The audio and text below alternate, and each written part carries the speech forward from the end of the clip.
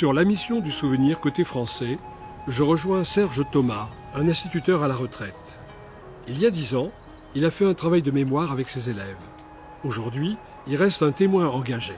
Alors, au fond du cimetière, 1, 2, 3, 4, 5, 6, 7 tombes avec la même date de décès, le 10 octobre 1917. Ces tombes proviennent de Petit-Coincy, près de Douai. Elles ont été transférées ici, à Saint-Angoël, certainement après la guerre. Pourquoi le même jour? On peut supposer un éclat de bombe qui a tué ces travailleurs chinois. Sur cette tombe, vous pouvez constater qu'il n'y a pas d'idéogramme, des idéogrammes bien sûr chinois, alors qu'ici, sur l'autre tombe, vous avez 2 séries d'idéogrammes qui sont censés indiquer le nom du travailleur chinois et sa province d'origine.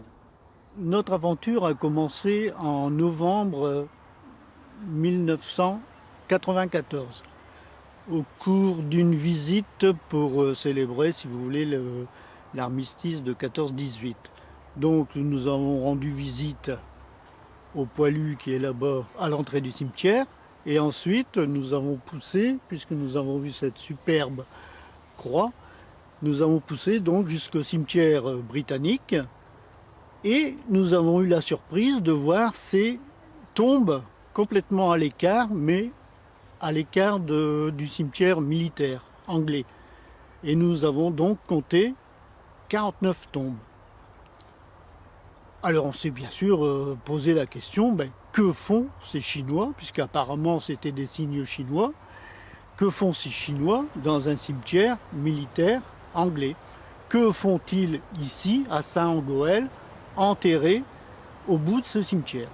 Voilà le départ, le début de notre enquête. Cette enquête a duré 5 ans. Nous avons trouvé, sur ces 49 tombes, 3 noms d'inscrits. Donc à l'époque, nous avons correspondu avec le Commonwealth War Graves, qui nous a envoyé la liste intégrale des noms ainsi que la province d'origine.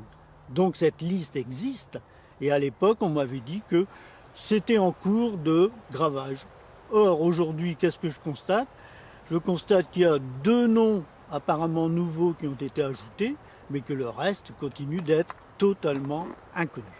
Mon regret, c'est que ici, par exemple, les cyclotouristes connaissent l'endroit.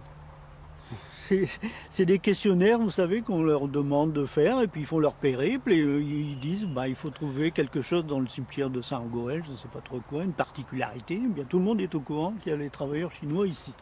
Par contre, la communauté d'Aglo, je n'ai jamais vu dans leurs documents touristiques une seule allusion à la présence de ce cimetière de travailleurs chinois qui est unique dans le bassin minier. C'est le seul dans le bassin minier. Donc j'estime qu'on pourrait au moins avoir la délicatesse de leur rendre hommage par un écrit, par une photo dans un dépliant touristique.